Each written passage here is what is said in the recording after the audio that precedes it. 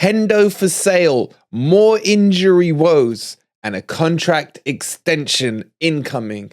Welcome to Forest Fan TV.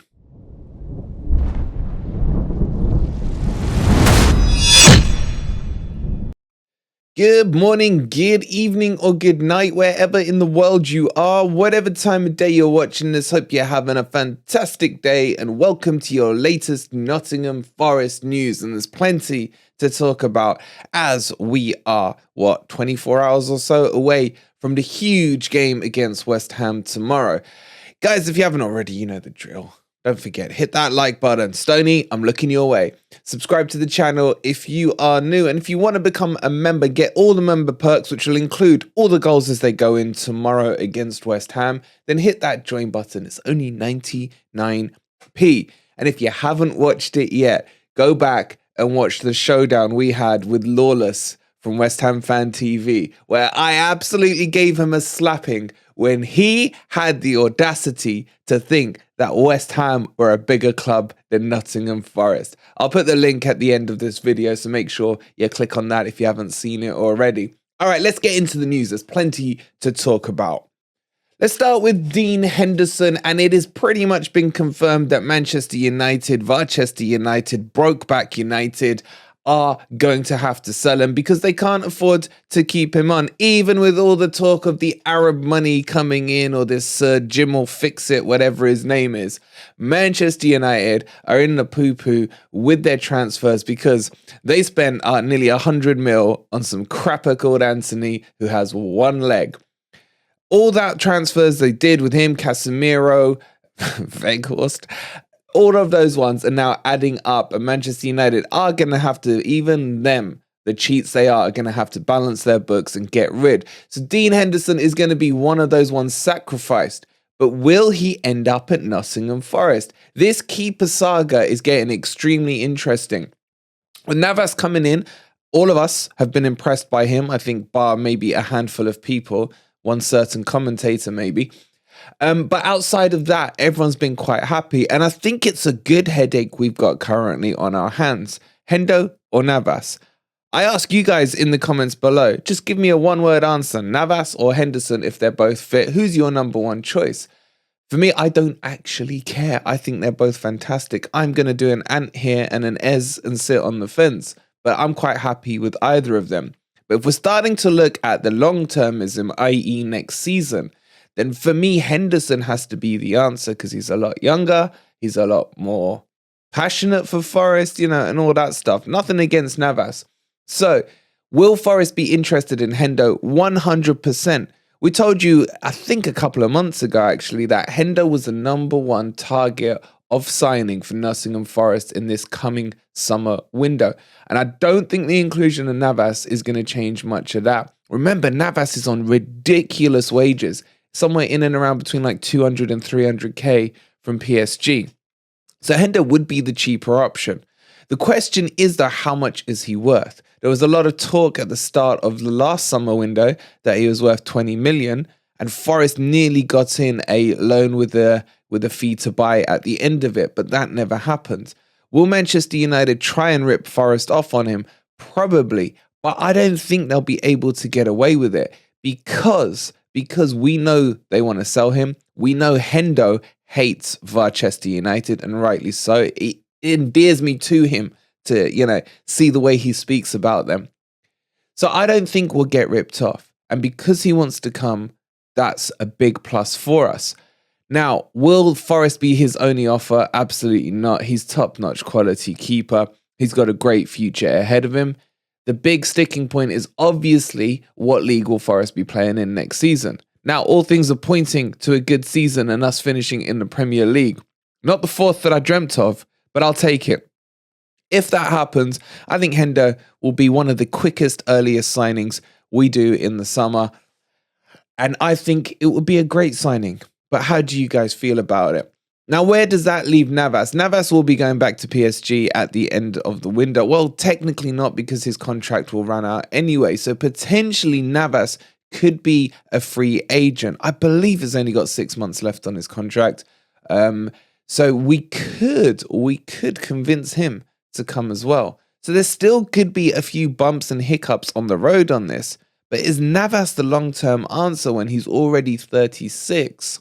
Yes, he's quality. But what do you guys think? I think it's a fascinating debate. I really do. But the news on Hendo, Man U want rid, and Forest will definitely be interested in him. We brought you the news on Serge Aurier a couple of days ago about his injury, and he was set to be out for about 2 weeks. Well, guess what? He got into the medical staff. They pulled out the knives, the hammers, and everything else, and they've gone and doubled that injury to a month. So Serge Aurier is looking likely to be out for between 3 and 4 weeks. This was confirmed by Steve Cooper. Congratulations and well done again, medical staff. What the hell is going on? What does that mean? Obviously, Nico Williams will deputize for him as long as he doesn't get a muscle strain or a whatever it is. I think with Serge, it was a calf injury that's put him out for a month. But guys, it worries me. It really does. We have now the most amount of injured players in the whole of the Premier League. We were second behind Chelsea, but with this Serge Aurier injury, we've gone top of the league on injuries. At least we can say we finished top of the league on something this season. I'll tell you what, you have to laugh because if you don't, you will cry. We still, as we mentioned yesterday, we know that Ryan Yates is close. We know that Lingard potentially will be in the matchday squad. Niakate is on his way. On Owoni, there's been no updates. There's been some BS Twitter links coming up. I've seen on my timeline a few times talking about he's back in for the Man City game. Well, hello, that's already happened. So I don't know where we are with Owoni. Obviously, as soon as we know a bit more, we will let you know. But he should be quite close as well. I would anticipate, and it's just me talking, he's a couple of weeks away as long as he avoids the medical staff. But Serge Aurier out for a month. How do you guys feel about that now that that injury has been updated from 2 weeks? Let's stick on the subject of Serge Aurier, and Steve Cooper has confirmed that they are in talks to extend his contract beyond this summer, and what a fantastic acquisition that would be. Although Serge has had a couple of dodgy games in January even, overall I think he's been one of our stellar signings from the summer window. Come in. The thing is with Serge, it's not just what he's done on the pitch that's impressed me. Is what he's done off the pitch. He just looks like a fun guy. He really does. You know, I'd quite like to spend an evening with him and see what he's like. And I think from what I've seen on his social medias and things like that, he's just pure entertainment. But he also shows leadership skills as well on and off the pitch. And I think he has, and this is the important word, the respect of the dressing room already. As a senior player, yes, he's actually not that old. People seem to think he's like mid-30s. He's still in his late 20s. As a senior leader, though, in that team, I think he has brought people together and caused a lot of harmony within that dressing room. You always see him dancing around with the boomboxes with the rest of the players, etc. And I think that adds to it. And he's one of the first to celebrate wins for Nottingham Forest. So I think he's settled and slotted in very quickly into life in Nottingham. And I would be more than happy for this contract to be extended beyond and long beyond. I think we've still got a couple of decent years out of Serge. But, you know, what do you guys think? Your opinions are more important than mine. Looking ahead to tomorrow, we've obviously done a full match preview yesterday during the daily video. And, of course, with Lawless, who I called Clueless, because literally that's what he was. Make sure you've watched that if you haven't already. The link will be like here at the end of the video. Look, this is going to be a huge game tomorrow. I'm actually starting to get a bit nervous for it because when you start to think of the ramifications of what a win does and what a loss does, it's huge. A win puts us 8 points clear of West Ham. Technically speaking, that would, as long as the two teams below them draw, I think Leeds are playing Southampton, that would give us an 8-point gap to 18th, which would be absolutely huge.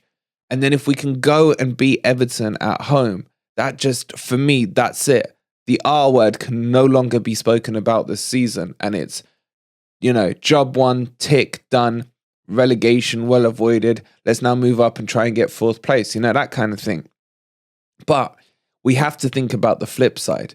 God forbid if we lose to West Ham on Saturday, that 8-point gap becomes a 2-point gap. Look how huge the swing is. I finally understand why they call it a 6-pointer. And then the game against Everton becomes even more of a pressure cauldron and even more significant when you're looking at the gap potentially there. It's getting intense. It's getting intense. But that intensity can be destroyed with one swing of Brennan Johnson's boot or a Morgan Gibbs-White through ball or a Scarpini free kick if he plays. Who knows? I'm just so nervous for this one. Of course, we got the watch along for you guys on Saturday. We'll kick that off about 2:30. So make sure you're tuned in for that. Make sure you got some earmuffs in because I might get loud in this one as well. But yeah, if you haven't already, get your score predictions to me. I'll see if I can get the boys together tonight and we'll do a quick preview and talk about all the permutations of the game and everything that it could be. We'll probably do that around 9 o'clock. If you're around, you're more than welcome to join us. But I'm getting nervous. I did feel more confident after speaking to Lawless because he doesn't look confident. But then behind closed doors, I think that West Ham think they can win this one. I don't know, guys. Let's talk about it tonight. Go have a watch of the Lawless debate, if you like. I can't think of a better word for it. Before you do, hit that like button. Subscribe to the channel if you are new. And then tell me if you agree with my points. Are Forest a bigger club than West Ham or not after you've watched it? We'll catch you later about 9 o'clock. Come on, you Reds.